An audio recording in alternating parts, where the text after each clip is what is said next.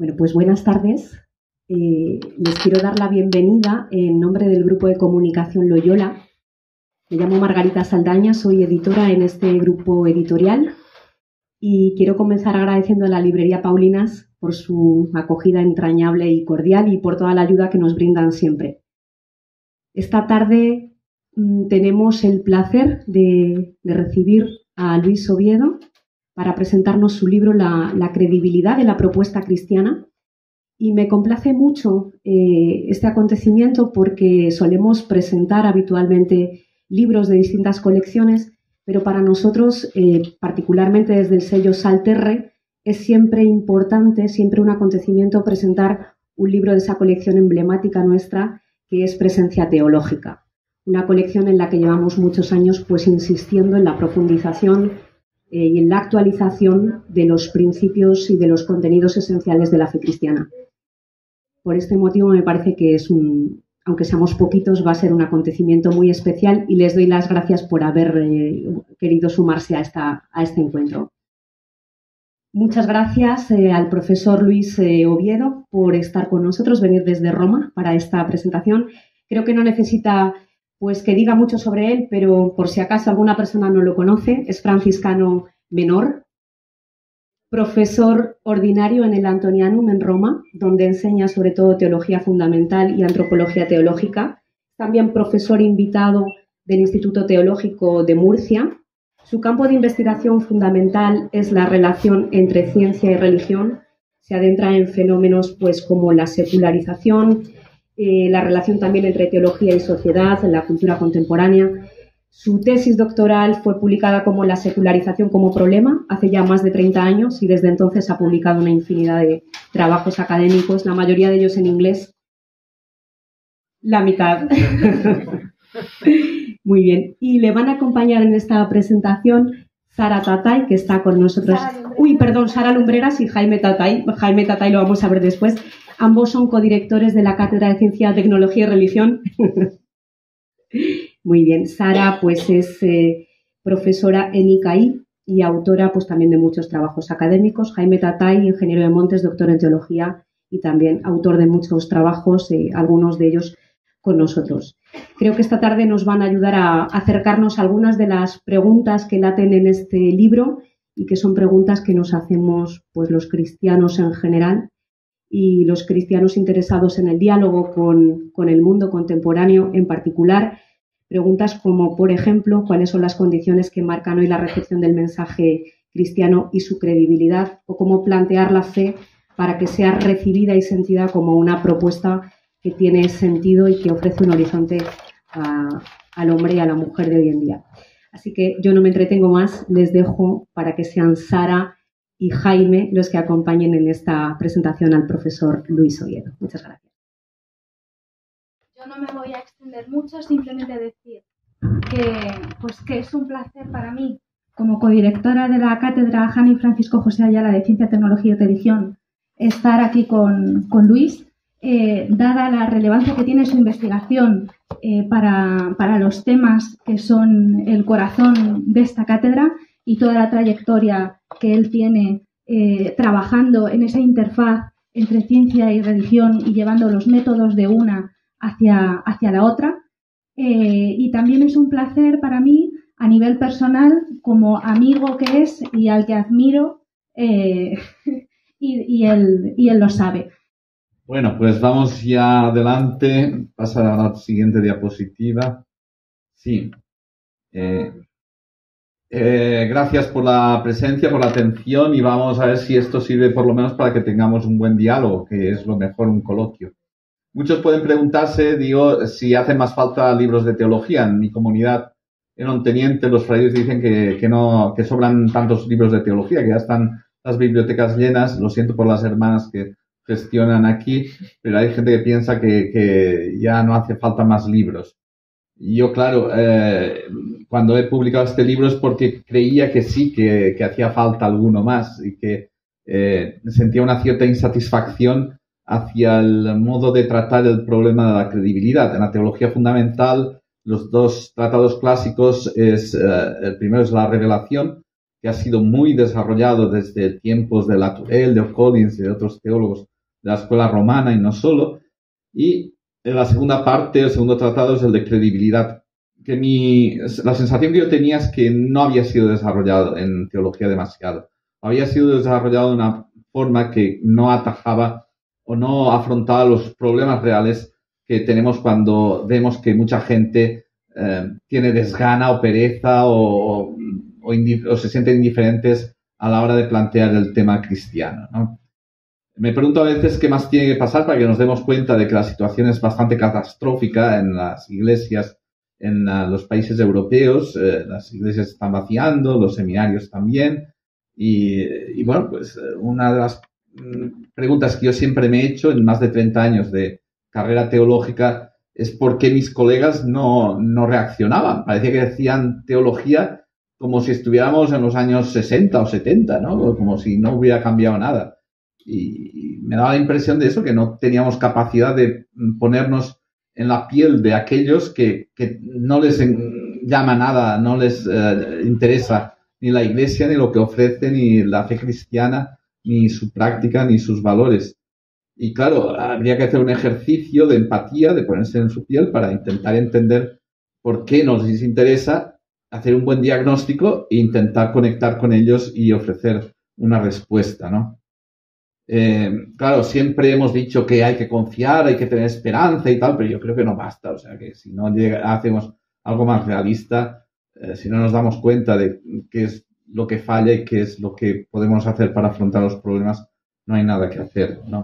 Yo estoy convencido que la teología sí que puede hacer más de lo que ha hecho hasta ahora a la hora de dar una respuesta, ofrecer orientaciones, guías a los pastores y a los colegas que también se preguntan a ver cómo podemos afrontar este problema, ¿no? ¿En qué se basa mi intento? Primero, una mayor atención al propio ambiente, a la gente y a su sensibilidad. Una teología que desarrolla más empatía y aprende a ponerse en el lugar de los otros. Os cuento una anécdota. Semestre pasado, pues, teniendo que ir todas las semanas de mi pueblo donde estaba en mi convento a Monteniente a Murcia, que son unos 160 kilómetros, pues descubrí que si la plataforma esta BlaBlaCar era útil porque a mí me ayudaba a pagar la gasolina, que había subido mucho de precio, pero a muchos jóvenes estudiantes les ayudaba a poder a dar movilidad. Y también a novios y novias que se habían conocido por Tinder y también necesitaban encontrarse, y eso también hacía un servicio bastante bueno. Entonces, pues, una cosa que aprendes cuando subes gente que no tiene nada que ver con la iglesia. Claro, yo me presentaba siempre como profesor de teología, no iba con mi hábito para no asustar a los pasajeros, pero era que sí que me interesaba mucho cuál era su opinión, cómo pensaban, y claro, pues algunos te abrían el corazón y te decían, te contaban sus historias, sus experiencias, y eso es algo que yo creo que tendríamos que hacer más a menudo, tanto los teólogos como los pastores, para darnos cuenta de dónde falla o qué no está funcionando en la relación entre la propuesta nuestra y los intereses o las expectativas que pueda tener esta generación, estas nuevas generaciones, ¿no? Se llama empatía, pero es sobre todo un ejercicio de intentar entender las razones de los otros. Es que, además, pues cuando te pones en la piel de los otros, llegas a la conclusión es que si yo fuera él o ella, tampoco iría a misa, tampoco iría a la iglesia. Es que es verdad, tal como está la cosa, no aporta nada o no puedo descubrir nada de útil.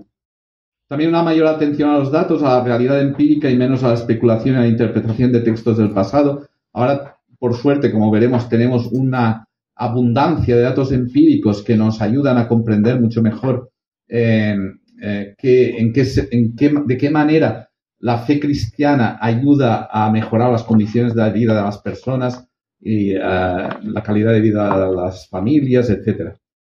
Pero es importante que tengamos esa sensibilidad mayor hacia el dato empírico, algo que la teología también ha tenido bastante alergia, ¿no?, a lo empírico. Nos hemos movido siempre más por las altas esferas. Tercero, una recuperación de la voluntad apologética, de la razón de nuestra esperanza. Se perdió la dimensión apologética de la teología fundamental hace 50 años, creo yo. O sea, yo desde que empecé a estudiar en la Gregoriana en el 81 ya había desaparecido la apologética allí de la teología fundamental. Después, una voluntad de diálogo con la cultura y sobre todo con las ciencias, que se convierten en el nuevo lugar teológico. Esto también es importantísimo, que aprendamos el lenguaje, la ciencia y a jugar con las reglas de juego que impone también la ciencia. Y después una conciencia más falible, capaz de reconocer los propios errores y de aprender de ellos para corregirnos, y por tanto una apertura mayor a descubrir lo que no funciona, lo que no ayuda, pues vamos a ver cómo podemos enmendar la plana. ¿Qué podemos encontrar en este libro? Ciertamente no podemos resolver los graves problemas que tiene planteado la Iglesia, pero al menos podemos dar algunos pequeños pasos y entrar un poco más por lo menos en el nivel del diagnóstico, pero también en el nivel de soluciones. O sea, yo ya hice la tesis doctoral mía hace 34 años sobre el problema de la secularización, es decir, el problema de la indiferencia religiosa o del desinterés religioso, y desde entonces he seguido investigando las causas, los motivos, las tendencias a la pérdida religiosa. Pero llega un momento que te das cuenta que tendríamos también que ocuparnos sobre todo de la respuesta, ¿no? De cómo podemos afrontar, qué podemos ofrecer para superar o para poner un dique a esta marea que acaba vaciando todas las iglesias. Este libro intenta aclarar cuáles son las condiciones que determinan en nuestros días la credibilidad de cualquier idea o modelo de vida, y la principal es la utilidad. Esto a lo mejor os suena a sacrilegio, pero es así. Es decir, estamos en esta sociedad y en esta cultura, no estamos en la sociedad o cultura de tiempos de San Francisco, de San Ignacio de Loyola. Y ahora, pues, generalmente lo creíble es lo útil para la mayoría de la gente, y lo útil se mide por datos. O sea, pues es útil si realmente se demuestra con datos concretos que es útil.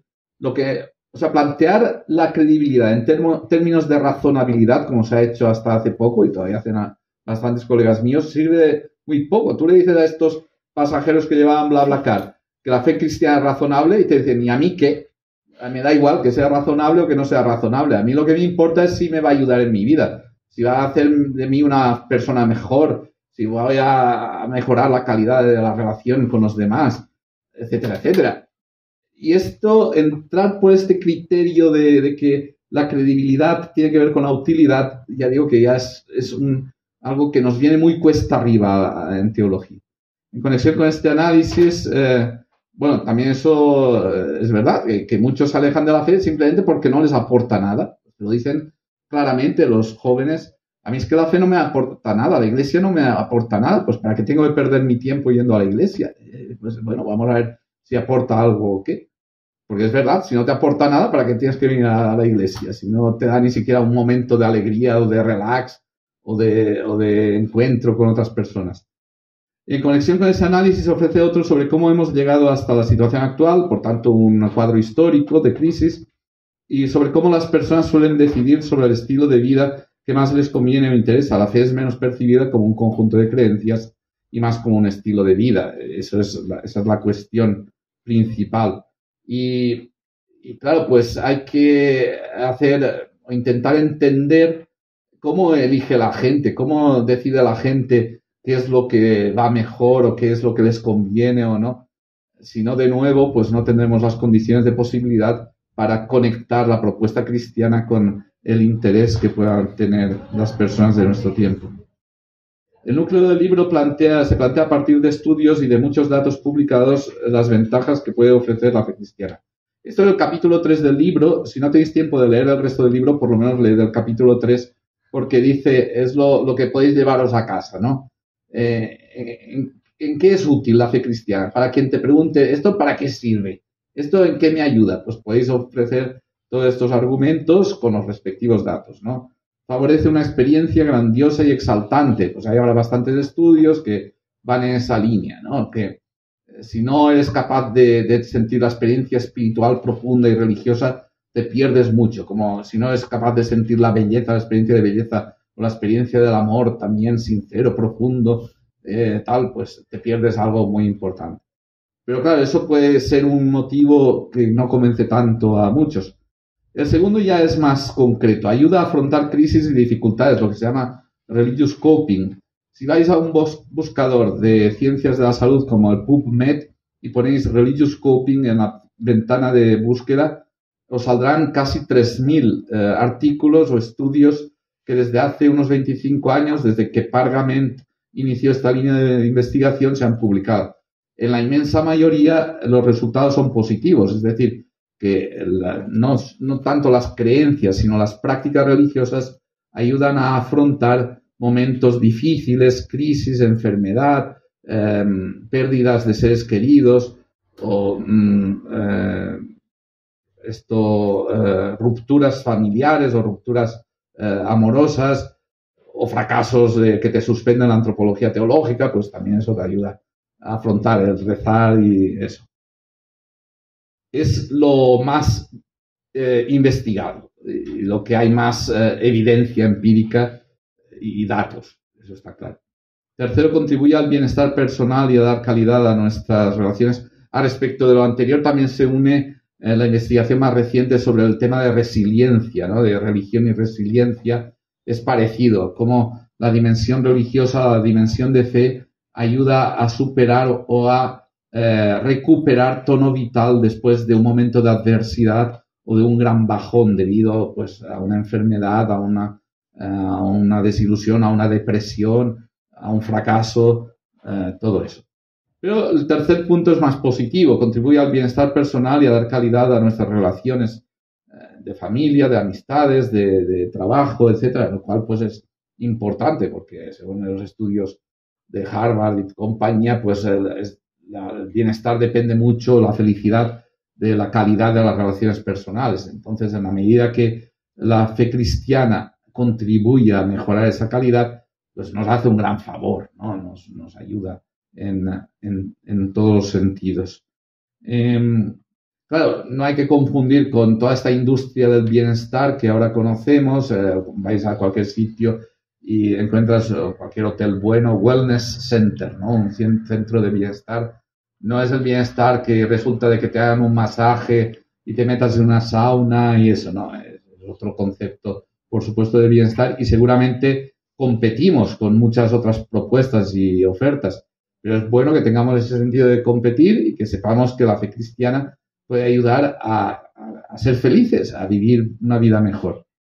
Nos ayuda a proyectar un sentido en nuestra vida, es también parte de ese plan, o también potencia lo mejor de cada persona, lo que se llama técnicamente human flourishing, florecimiento, queda un poco raro en español, pero sería pues desarrollar las virtudes, las potencialidades que todos tenemos, no caer en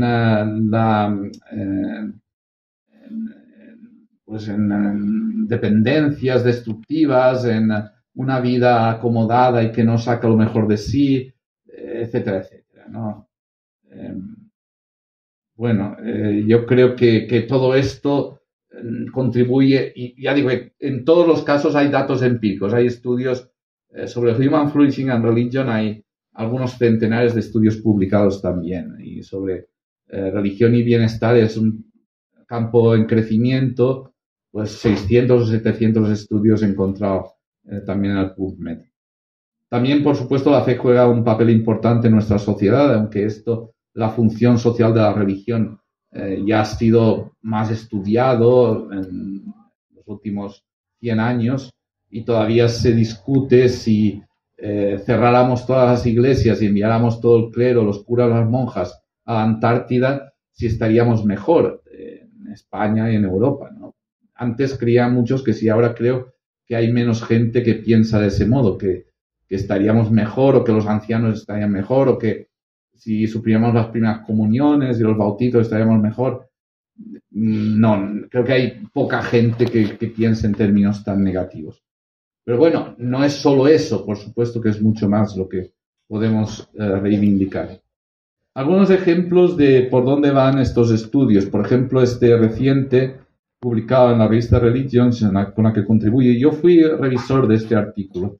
Prayer and Healing, oración y curación. Un estudio de 83 informes de curación en Holanda. O sea, no estamos hablando de Centroáfrica o Sudamérica o de Vietnam, estamos hablando, o de la India. Estamos hablando de un país muy secularizado, como es Holanda. Y este equipo, estamos en contacto con el que lo ha dirigido y vendrá a nuestro congreso de Asís, si Dios quiere, dentro de unas semanas.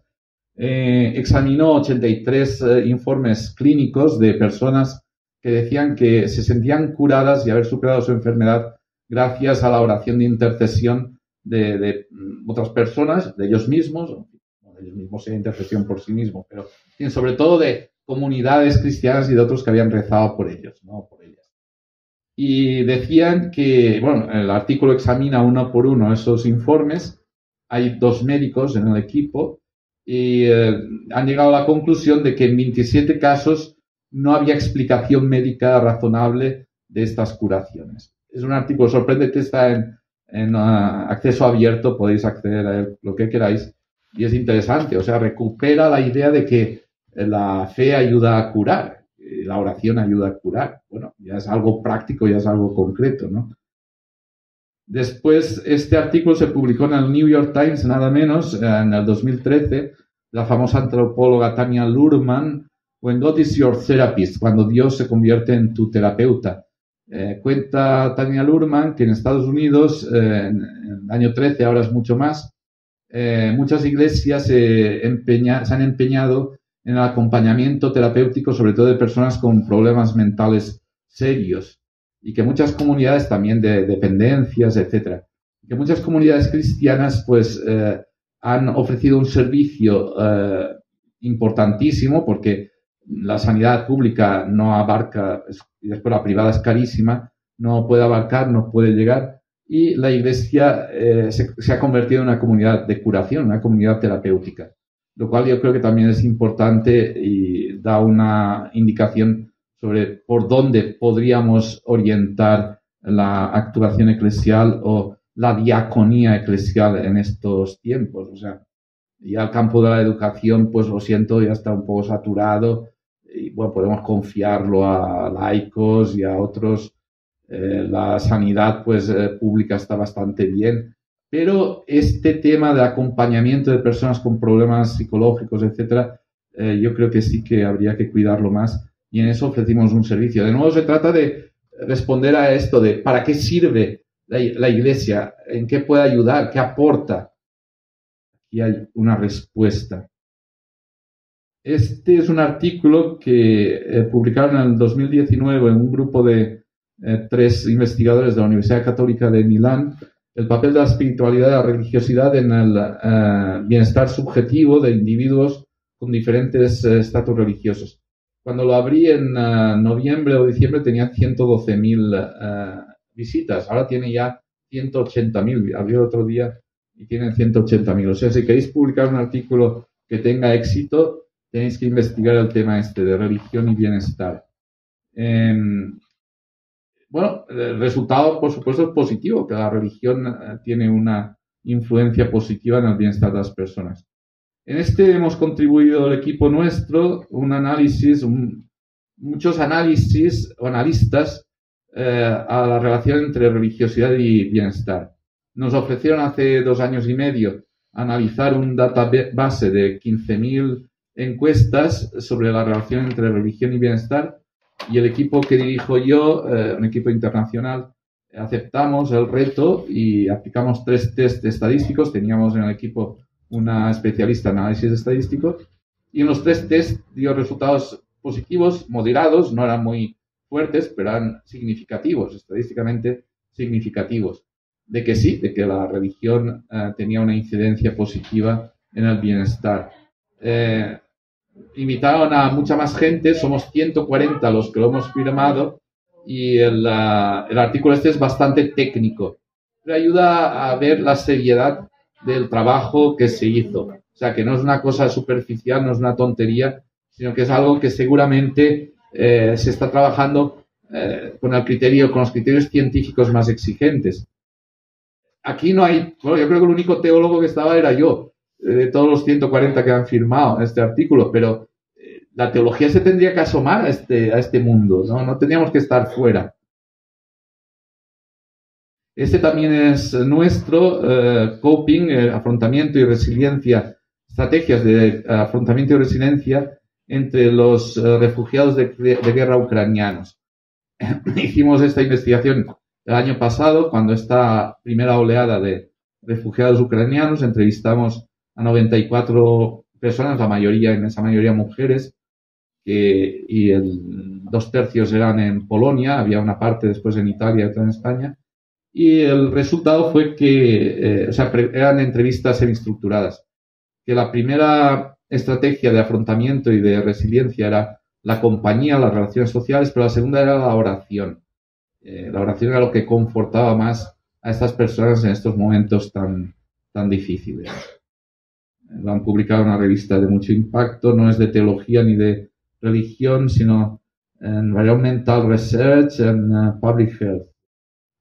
O sea, una revista de ciencias de la salud. Bueno, ¿y qué más? Una tercera contribución necesaria que en este libro que hace las cuentas con las objeciones principales que encuentra quien se plantea la conveniencia de creer la propuesta cristiana.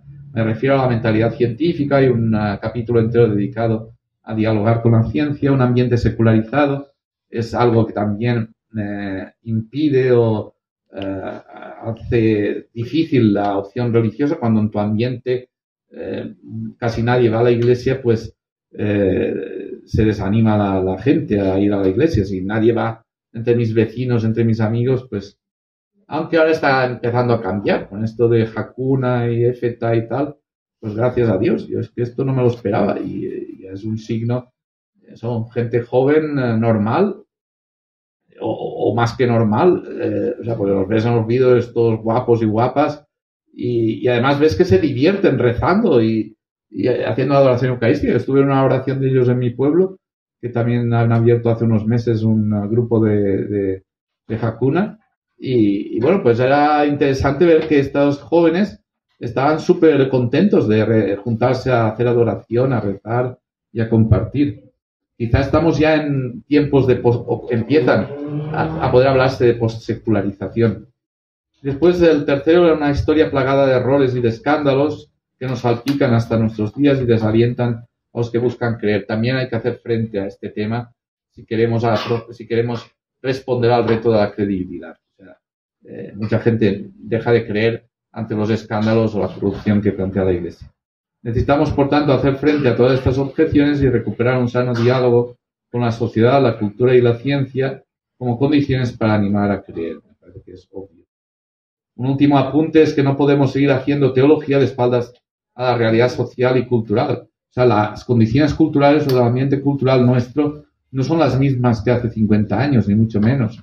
Y tenemos que acostumbrarnos también a jugar con otras reglas de juego y por tanto, capaces también de comunicar de manera que sea relevante o comprensible nuestro mensaje. Y comprensible quiere decir algo que sea útil, que ayude a la gente. No decir cosas que sean muy bonitas o retóricamente interesantes, ¿no? Ahora bien, si queremos entrar en esa realidad, debemos adoptar esas reglas del juego. Ya lo he dicho, la teología tiene dos opciones. Seguir en su propia zona de confort y seguir haciendo lo que siempre ha hecho, sin preocuparse demasiado de lo que ocurre más allá de los límites académicos, o por el contrario, reaccionar, aceptar los retos y conectar con las condiciones que marca el nuevo ambiente. Seamos capaces de reaccionar. ¿Sirve la teología para resolver estos problemas? Yo digo que la teología tendría que asumir un estilo más como los ingenieros, como Sara, que está aquí, es decir, más problem solving, ¿no? Más de captar, de comprender, de hacer el diagnóstico sobre los problemas que tiene la Iglesia, que tiene la fe, e intentar resolverlos. Es que lo demás a mí me parece que no ayuda demasiado, ¿no? Y por último, quería simplemente hacer propaganda de este congreso que tenemos en Asís dentro de 3 semanas sobre religión y bienestar. Está en la página web, está en inglés, por supuesto, y a ver si lo puedo dejar. Bueno, tenéis ahí el call for papers.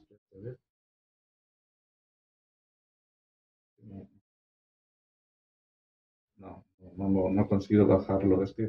Pero bueno, es simplemente decir que eso, que nos reunimos un grupo de unas 30, por ahora se han apuntado unos 31, 32 colegas, bueno, también monjes budistas de la India y de Bangladesh, porque ellos parece que también están prestando bastante atención al tema este de religión y bienestar, o religión y felicidad. Y lo que queremos es abrir una brecha un poco mayor y animar a la teología a entrar más en este campo, ¿no? A interesarse más por todos estos estudios, que no seamos ajenos a... Es que se está hablando a favor de la fe y de la religión y de la Iglesia no nos estamos enterando. Y eso a mí me parece que es grave, ¿no?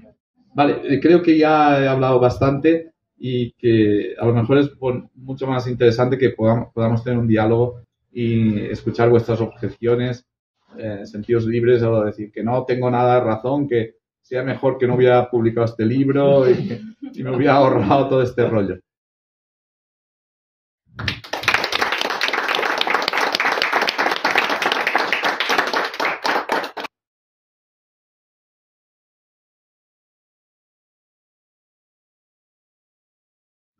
¿Hace falta grabar? No, ¿Verdad? Para mí, una cuestión importante de este tema es la religión acorde con la naturaleza humana. Nos ayuda a la plenitud de nuestra naturaleza. Porque claro, si Dios es el creador y Dios vio que el hombre, el resto de la creación también era bueno, entonces nuestra naturaleza en el fondo es buena aunque esté caída. Nos ayuda la religión a realmente realizarnos. Yo creo que es una cuestión que en el fondo se nos presenta a todos, ¿no? Sí, claro. ¿Y por qué nos ayuda a realizarnos? Porque parece que son prohibiciones que nos están impidiendo cosas, ¿no? Creo que por ahí va el cuestionamiento de mucha gente. Bueno, la respuesta es que en algunos casos no ayuda. O sea, yo conozco, y todos creo que conocemos, casos que se les atraviesa el tema religioso, la fe cristiana, se neurotizan, se convierten en personas escrupulosas y viven una vida miserable por culpa de esa indigestión religiosa. Yo he conocido, ya digo, bastantes casos, pero el poner el énfasis en este motivo tendría también que ayudar a prevenir este tipo ¿cómo diría yo?, de falsas ofertas o propuestas cristianas, y hacer un discernimiento sobre qué es lo que realmente o qué modo de ofrecer y de vivir la fe ayuda realmente a la gente a lo que decía el Evangelio de Juan de este domingo, ¿no? Que he venido para que tengan vida y tengan vida plena. Si creemos a lo que dice Jesús, que el objetivo de su mensaje es que tengamos vida plena, y creo que una manera de entender la idea de vida plena pues podría ser escatológica, como se ha entendido en casi toda la historia del cristianismo, ¿no? Que vida plena la tendremos más allá de esta vida. Pero yo creo que sí que es legítimo interpretar que la idea o el ideal de vida plena ya podemos aspirar a él en esta vida, en este momento, y que es justo y legítimo que nosotros intentemos a través de la fe vivir o encontrar o desarrollar la plenitud de nuestras condiciones. Pero vamos, es que esto no es decir nada nuevo o extraño, porque pues un colaborador nuestro, un colega mío de Polonia, que es muy tomista, siempre me recuerda, oye, que eso ya lo dijo Santo Tomás. Claro, lo dice para fastidiarme a mí, que soy franciscano, ¿no? Que ya sabéis que con los dominicos y Santo Tomás y eso no vamos muy de acuerdo. Pero es verdad, tiene razón, que todo el eudemonismo que tenía raíz aristotélica, pues lo que decía Tomás era que eso, que la fe cristiana aspiraba a la plenitud personal y por tanto a la felicidad. Lo que pasa es que eso pues se ha prestado menos atención. Tenemos a Charles Taylor, que ha denunciado varias veces que el catolicismo que él conoció de joven allí en Quebec, que era un catolicismo muy estricto, como el que vivieron mis padres, pues era más bien una religión represora de la vida, todo lo contrario, o sea, no era una religión de vitalidad. Ahora, que para alcanzar esa vitalidad, esa vida plena, hay que aprender a cargar con la cruz, eso está, bueno, hay que huir de la cruz y hay que saber amar en la dimensión de la cruz también, y perdonar y cosas que, o sea, esto no es como los manuales de autoayuda, como los 7 caminos para ser feliz y todo cosas bonitas y tal, ¿no? O sea, el resultado que apunta la propuesta cristiana es ese de vida plena, de vida de gran plenitud, pero el camino para alcanzarlo, pues por supuesto que exige una cierta pedagogía, una cierta iniciación, un recurso a los medios de la gracia. Eso está bastante claro. Sí. Sí, bueno, lo primero felicitarte y agradecerte el que hayas hecho el esfuerzo de escribir el libro. Tenía ganas. Sí, sí, sí, desde hace mucho tiempo me parece. Has dicho algo que voy a ver qué quieres decir, porque de entrada sí, yo no lo compartiría. Has dicho que la educación ya no. Y digo, a lo mejor esto está escrito para gente adulta, pero la educación es el tiempo realmente privilegiado para sembrar y mostrar que es posible desarrollar las mejores capacidades. Y el problema ahora es que entre la polémica si solo enseñar o también educar, y nadie se atreve a educar porque basta con enseñar, pues se ha dejado eso, y también que lo cristiano en contextos identificados como tales, es decir, en escuelas católicas, pues muchas veces tampoco se ofrece realmente lo que es la educación desde la perspectiva de la fe, ¿no? Es más bien, bueno, cosas, pero me llamó la atención. O sea, que si me complementas o me corriges. No, yo lo que quería decir es que la Iglesia en España y en algunos otros países hizo un tremendo esfuerzo desde el segunda mitad del siglo XIX, durante todo el siglo XX, por un esfuerzo vicario, diríamos, por completar el mapa escolar, por ofrecer educación de calidad, etcétera, etcétera. Pero que eso, a medida, lo mismo que en la sanidad, ¿no? Pues que también muchas instituciones eclesiales ofrecieron hospitales, etcétera, etcétera. Pero a medida que avanza el estado de bienestar, que la educación se cubre mejor y gana calidad y prestigio y tal, pues da la impresión de que ya no es tan necesario el esfuerzo o contribución de la Iglesia. O sea, que sí que hace más falta la atención terapéutica.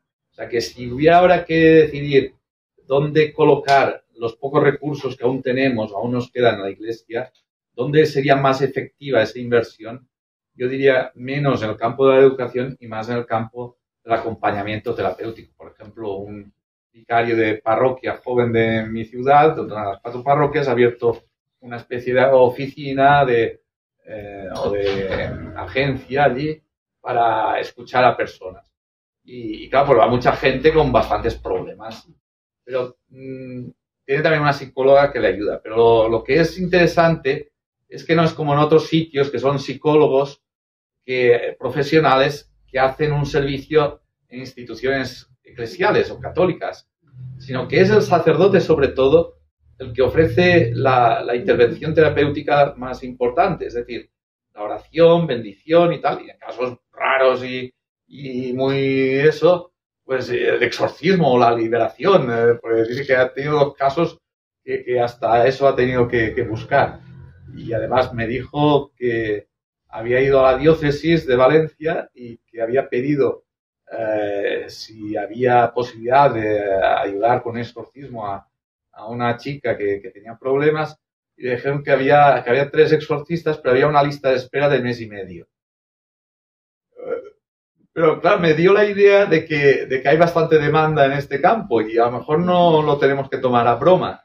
Quiero decir, ahora es cierto también que si nos tomáramos en serio el papel que la educación religiosa puede jugar de cara a lo que he dicho, de proveer a los chavales, a los adolescentes sobre todo, con medios mejores para afrontar sus problemas, sus crisis, sus anorexias, sus depresiones, sus ansiedades, sus problemas, sus poca claridad con el género, ¿no? Que no lo tienen muy claro, cada vez menos, ¿no?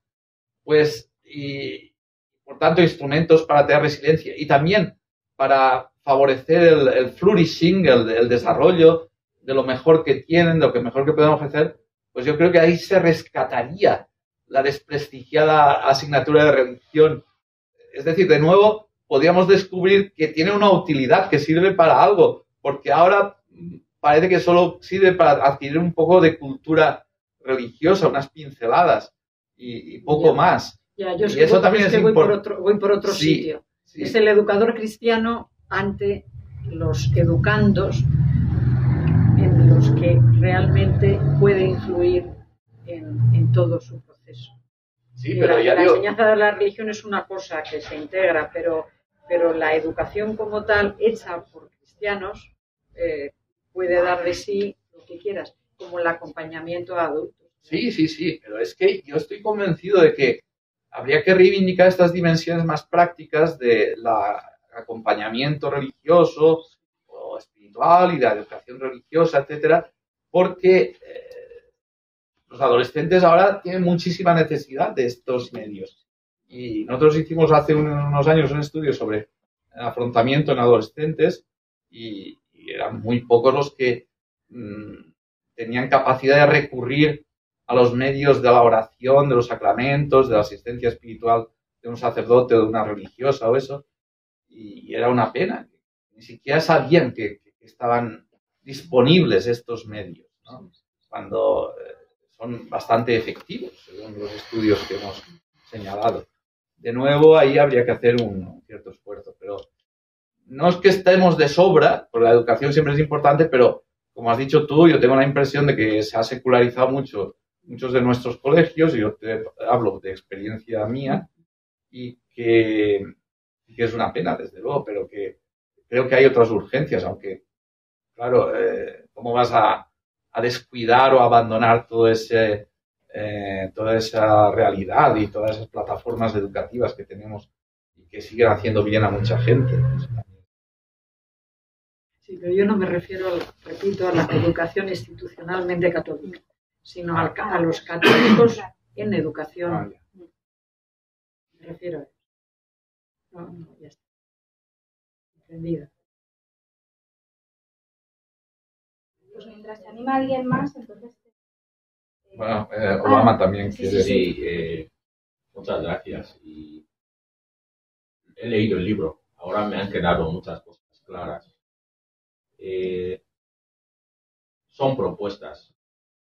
¿Cómo las ponemos en funcionamiento en la vida práctica de la Iglesia? Sí, eso es lo que habría que hacer, pero yo ya he señalado que se están haciendo, se están dando pasos. Por ejemplo, ya digo, en las parroquias abrir centros de acogida, de escucha, de acompañamiento, subrayar más esa dimensión terapéutica. Yo sobre todo creo que la predicación y la catequesis es la que más tendría que incidir en los efectos prácticos positivos. Te pongo un ejemplo clarísimo. Mi sobrina hizo hace poco el cursillo prematrimonial, ¿no?, con su novio, y les hablaron de métodos de anticonceptivos naturales. Ellos que ya viven 2 años juntos, pues imagínate que les van a enseñar de métodos anticonceptivos y naturales. Les dio hasta risa, ¿no? Pero claro, por respeto allí la gente. Pero parece que no les dijeron en qué sentido la fe cristiana es buena para la calidad de las relaciones de familia y qué medios ofrece la fe cristiana para afrontar las crisis familiares, los problemas familiares que son bastante frecuentes, o en qué sentido la fe cristiana puede hacer que sus hijos florezcan y crezcan de la mejor manera posible. Ahí yo creo que lo que falla es que no ha habido tampoco una inspiración teológica o un input teológico que dé indicaciones, informaciones y datos que diga, oye, fijaos que creer ayuda a las personas, hace que las personas vivan vidas mejores, que estén más bien, que estén más felices. Claro, eso tenemos nosotros, pues todos nosotros tenemos experiencia personal. Todos conocemos familias de buenos cristianos que viven una vida feliz y están contentos y satisfechos y sus hijos crecen muy bien. Eso no quiere decir que no falten problemas y tal, pero tienen recursos. En un ambiente en que mucha gente piensa que es dificilísimo vivir en pareja, vivir como familias y tal. Pero yo creo que sí, que habría que dar más inputs a la catequesis, a la formación, que incidiera sobre esto de lo útil, lo bueno, lo positivo que es ir a la iglesia, rezar, juntarse con otros a compartir la fe, a celebrar los sacramentos. Yo, lo que tengo la impresión es que ni en la homilía ni nada, pues nos atrevemos a decir a la gente que hace bien el venir a la iglesia, ¿no? Que la gente que viene, bueno, yo leí un estudio hace poco que decía que la gente que va a la iglesia pues tiene menos problemas de insomnio y que duermen mejor. Lo comenté con mis estudiantes en Roma y bromearon diciendo que, claro, en ciertas misas te entra sueño, ¿no? De lo aburridas que son. Pero bueno, ya es algo, ¿no? Ya es algo que puede ayudar. Ya digo, la práctica religiosa es lo que hace que la gente tenga recursos y pueda afrontar y pueda mejorar, dar sentido a su vida. Y eso es lo que hay que catequizar mejor. Digo esto porque realmente como sacerdote, cuando escucha a la gente hablar de sus problemas, te preguntas, pero ¿cómo esta persona es feliz? ¿Cómo es que sigue adelante? Es que la gente ha aprendido a vivir con estos problemas sin recurrir a la iglesia. ¿Cómo llegamos a ellos? Para decirles que aquí hay una oferta que puede contribuir en vuestra felicidad. Sí. Hombre, no somos los únicos, ¿eh? No es ni mucho menos el único procedimiento, estrategia de afrontamiento, el que ofrece la fe cristiana.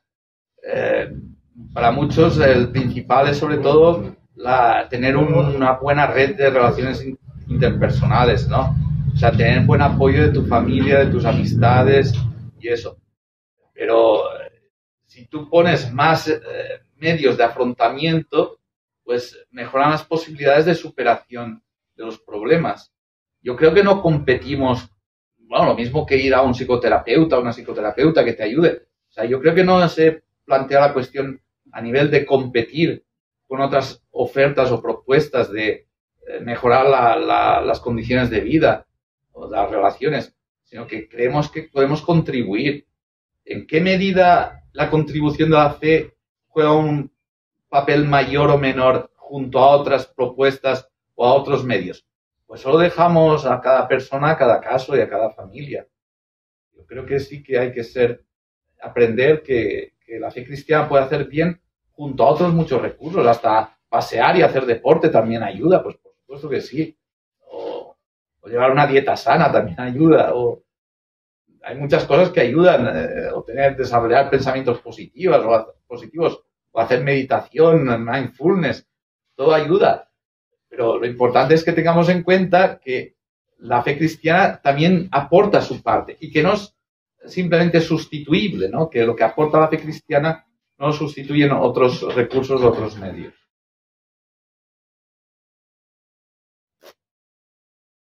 Sara quería también plantear alguna pregunta. A mí me habría gustado que en tu presentación mencionases también la red de Creditions como un ejemplo de investigación interdisciplinar, creencias. Si pudieras a lo mejor contar un poco a los presentes y también hablar de qué tipo de equipos hacen falta para que no solamente desde la teología, todos los campos están participando de aprender sobre estos fenómenos, puedan. Sí, a la primera cuestión, sí, el proyecto Creditions, en el que participamos Sara y yo, está basado en la Universidad de Graz, en Austria, y desde hace 12 años nos reunimos todos los años en una especie de seminario interdisciplinar para estudiar mejor el proceso de creer, cómo se forman las creencias. Y bueno, lo que está claro es que esa formación de creencias tiene unos efectos considerables en lo que estamos diciendo, en el bienestar personal, etc. O sea, estudios, por ejemplo, sobre el efecto placebo, cómo las creencias ayudan a tomarse en serio los tratamientos que te ordena el médico, o cómo ciertas otras creencias pues te previenen para vacunarte o eso. Pero yo creo que lo que aún no hemos llegado al fondo en ese proyecto es de aplicarlo más al tema de las creencias religiosas. O sea, lo que hemos desarrollado es una plataforma que permite comprender mejor el proceso de creer, que se puede aplicar a muchos tipos de creencias. Pero en el tema de las creencias religiosas yo creo que tendríamos que profundizar más y ver, porque también tienen su especificidad, su carácter, y sobre todo para ver la relación que hay entre creencias y condiciones de vida buena, ¿no? Lo que pasa es que ya digo que las creencias tienen que llevarnos a la práctica. Si se quedan solo en creer, yo creo que Dios es bueno y no pasa de ahí, tiene poco efecto, según los estudios estos que he citado, ¿no? Y después lo que dices tú de que el esfuerzo vaya más allá de la teología, estoy de acuerdo, pero en eso tendríamos que plantearnos establecer un puente que se ha roto desde hace tiempo entre teólogos y pastores. Pastores me refiero primero a obispos y después a párrocos y poder rehacer esa relación. Quizá por la desconfianza que tenían muchos pastores que veían que la teología pues tampoco les aportaba mucho, ¿no? La verdad. O sea, que no consideraban que les ayudaba a resolver los problemas graves que teníamos planteados. Y entonces yo creo que es por ahí por donde habría que intentar mostrar que la teología sí que puede ayudar a dar medios, a ofrecer medios nuevos para replantear la evangelización, el papel de la Iglesia, etcétera, etcétera. Pero que algo ya se está moviendo, ya he citado esto de Hakuna o los de Hillsong y sus franquicias en todo el mundo y en muchas iglesias, los cursos alfa que también se han extendido, empezaron en la iglesia anglicana y se han extendido también una parroquia de mi ciudad, lo lleva a término y parece que funciona bastante bien. O sea, hay bastantes iniciativas. Yo creo que, bueno, y el hecho de que se perciben ciertos fenómenos de revival en Estados Unidos, en Inglaterra. Yo estuve en Oxford en febrero y una cosa que me sorprendió el domingo que estuve, que fui a 3 celebraciones y que estaban todas las iglesias llenas. Me decían mis conocidos que sí, que están más llenas que antes de la pandemia. Y que es sorprendente, que hablaban de un revival de Oxford. Me decían que era un caso un poco particular, que no era todo el Reino Unido. Y bueno, pues en Oxford no están tontos. O sea, es una universidad importante y mucha de la gente que ves en las iglesias son jóvenes, o en las vísperas anglicanas o las Evensong. Quizá ahí se esté abriendo una brecha y una nueva generación esté descubriendo que lo que estoy diciendo y que es lo que descubren los jóvenes de Hakuna, que hace bien creer, que hace bien rezar, que hace bien adorar al Santísimo, que les sienta bien, les hace más guapos aún, ¿verdad? Que eso, y yo creo que es por ahí por donde tenemos que ir.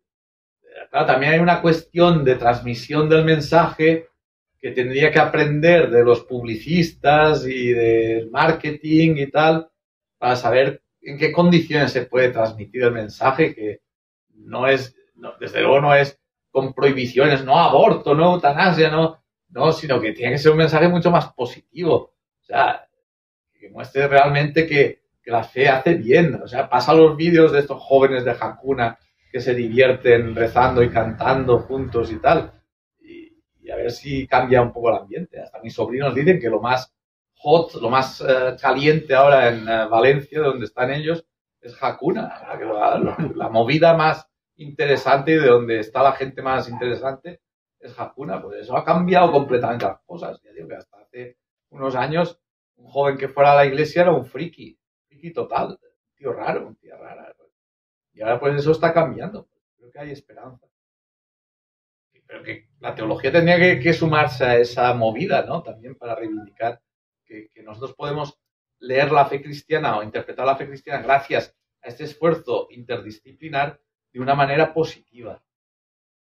Y por tanto dan un contenido al mensaje de salvación. O sea, que Cristo nos salva no quiere decir que nos libremos del infierno, como se pensaba cuando me educaron a mí de niño en la fe, sino que Cristo salva quiere decir que te da las condiciones de la fe a través de la gracia para vivir una vida mejor, y amar mejor y llevar mejor la cruz y todo eso. Que afrontarnos otra cosa que cargar mejor con la cruz. A mí me inquieta un poco, hablamos de de vivir mejor, de pasarlo bien, de divertirnos, Hakuna, la adoración, la cerveza, la fiesta. La cerveza juntos, sí. Bueno, a mí me plantea una cierta inquietud, porque en el corazón de la propuesta cristiana está el reino, está la transformación del mundo según el proyecto de Dios, están los pobres. Bueno, ¿qué lugar encuentra hoy ese horizonte de transformación de la realidad encarnada, acogiendo el sufrimiento desde abajo, desde dentro? ¿Qué lugar encuentra esto en el horizonte de sentido actual del creyente, ¿no? Porque, insisto, me inquieta, ¿no?, esta espiritualidad que yo siento que a veces va desencarnándose y que va despegándose de ese proyecto de Jesús. Quiero decir que es que podemos descubrir que el bienestar, la felicidad, pasa también por el compromiso con los pequeños, con los pobres. ¿Eso está presente? O... Tiene que estar presente, desde luego. O sea, no, porque como no hemos hablado mucho de bienestar... Pero vámonos por partes. Sí. O sea, lo que yo creo que no es bueno es presentar el mensaje cristiano como una invitación al compromiso, como hacíamos cuando era joven, ¿no? Cuando tenía 20 años, ser cristiano, y bueno, aquí hay uno de mi generación y de mi curso, pues sabe que era el compromiso con los pobres y tal. Eso está superado. No es que esté superado, sino que no se puede empezar por ahí. No. Eso es lo que yo quiero decir, que si tú no empiezas diciendo, si tú te haces cristiano puedes vivir una vida mejor, una vida feliz. Después, claro, progresando en tu fe, descubrirás que tampoco se puede ser feliz ignorando el sufrimiento de los demás, o no ayudando a cargar con la cruz de los otros, o no pasando tiempo con personas ancianas que están solas y que ya no tiene para ellos ningún sentido la vida. Leía esta mañana un artículo en The Conversation sobre el problema de lo que llamaban el cansancio de vivir, ¿no? El tiredness of living. En la edición de ayer estaba. Y claro, me llamaba la atención que un servicio que tendríamos que hacer importante en la iglesia, lo sé también porque mi madre que nos dejó hace un año, pues se quejaba también de eso, ¿no? Ya con 95 años. Y así pues la mayoría de ancianos que ya tienen más de 85 años o más de 80, de soledad, de aburrimiento, de que ya no encuentran sentido a su vida y tal. Pues por supuesto que quedaría muy mal que estos de Hakuna o quien sea no organizaran tandas de grupos de gente que fuera a acompañar a ancianos, a ayudar a acoger refugiados o a educar a hijos de refugiados, otras actividades. O sea, que viendo hay muchas posibilidades de voluntariado y de solidaridad.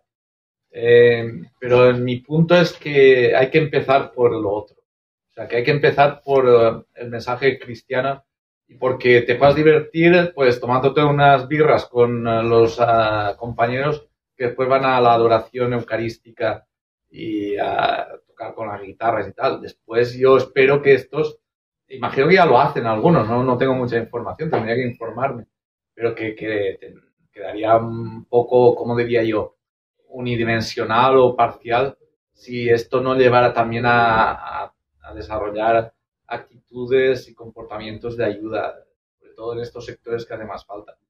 Porque ya digo que yo creo, no sé si esto es pues ir contra lo que está de moda, ¿no? Al hablar de los desfavorecidos y tal, pero en el sector social más desfavorecido actualmente, clarísimamente, es el de los ancianos con condiciones más precarias. O sea, no tanto económicas, sino de soledad, de aburrimiento, y ahí es donde más habría que actuar. Por suerte, el Estado social está cubriendo bastante bien otras áreas. Creo que el progreso en los últimos 30 años es evidente. Y bueno, pues ahora con la paga social y todo eso, pues que no haya pobres. Por supuesto que pobres los habrá siempre entre nosotros, pero que hay más recursos, ¿no? Que hay más ayuda y que es difícil imaginar cómo los cristianos podemos ayudar, aparte de la labor que hace Cáritas, que hace una labor encomiable, cómo todo para ayudar a integrar a estos que vienen de África y que han atravesado el mar con tanta dificultad, pero que me da la impresión que el sector que más atención necesita es este de los ancianos con más dificultades. Pero para mí está claro, un modelo de fe cristiana que no desemboque en atención, en sensibilidad hacia los que más sufren y los más necesitados, pues quedaría medio camino. Pero hay que empezar diciendo, venid que es divertido ser creyente, ser cristiano. Después ya vamos a la segunda parte. Claro, también es divertido ayudar. O sea, yo por lo menos he visto situaciones en que gente joven que participa en voluntariados. Yo me acuerdo un caso en Oxford de un grupo de jóvenes que acompañaban un grupo de chavales con discapacidad psicológica, y que entonces yo estaba escribiendo mi libro sobre el altruismo y me gustaba recoger datos y experiencias. Y entonces iba a hacer la entrevista, ¿no?, a los que estaban allí. ¿Y tú por qué pierdes todo un domingo, era un domingo por la mañana, para acompañar a estos chavales? Y yo porque soy utilitarista y hay que procurar el mayor bien posible a mayor número de gente. Pero me llamó la atención una chica que me dijo, because it's fun, porque me divierto, me lo paso bien ayudando a estos chavales. Estupendo. Yo creo que también en eso hay una posibilidad de vivir plenamente, de desarrollar lo mejor de nosotros mismos, de flourishing también. O sea, flourishing no tiene que ser solo virtudes en plan individualista. El flourishing bien entendido para nosotros es la capacidad de amar y de darse a los demás.